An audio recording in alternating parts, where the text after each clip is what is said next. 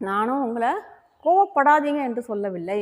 அதை அறியாமல் அதுவாகவே மாறாதீங்கன்னு சொல்கிறேன். ஆசைப்படாதீங்க, ஆசை வேண்டாம் என்று சொல்லவில்லை. ஆனால் அந்த ஆசை உங்களை ஆளாத நிலைக்கு வாங்கன்னு சொல்கிறேன். உலகத்தை விட்டு ஓடுங்கன்னு சொல்லலை. உலகத்தில் இருந்து கொண்டே உங்களை இயக்கக்கூடிய சாவியை உலகத்திடம் கொடுக்காதீங்கன்னு சொல்கிறேன்.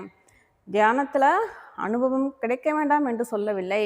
ஆனால் அந்த அனுபவங்களே நிற்காதீங்க. அந்த அனுபவங்களை கடந்து அந்த தியானம் உங்களை எப்படிப்பட்ட மனிதனாக மாற்றுகிறது என்று பாருங்கன்னு சொல்கிறேன்.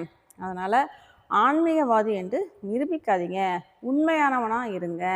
அந்த ஆன்மீகவாதி என்ற எண்ணமும் ஒரு நாள் உங்களிடம் மறைந்து போகும். அது வரைக்கும் தியானம் செய்யுங்க. அப்போது தியானம் செய்பவன் நீங்கள் இருக்க மாட்டீங்க. விழிப்புணர்வே உங்களுடைய வாழ்க்கையாக மாறிவிடும். அதனால் அது வரைக்கும் தியானம் செய்யுங்க. ஆனால் உங்களை ஏமாற்றி கொண்டு தியானம் செய்யாதீங்க. மந்திரம் சொல்லுங்க, ஆனால் மந்திரத்தின் பின்னால் ஆணவத்தை மறைக்காதீங்க.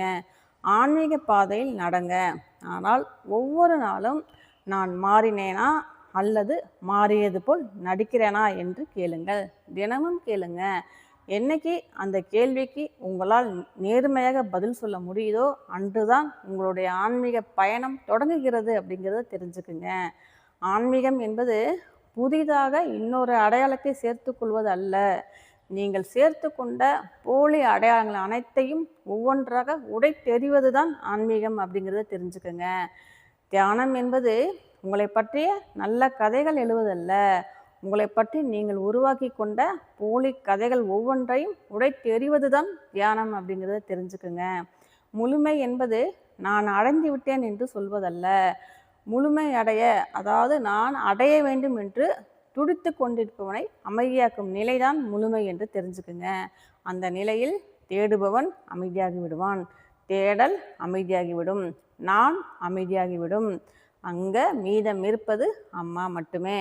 அதனால் அம்மாவின் அருளை வெளியில் தேடாதீங்க. உங்களை உண்மையாக பாருங்கள், அங்கே அம்மா இருக்கிறேன்.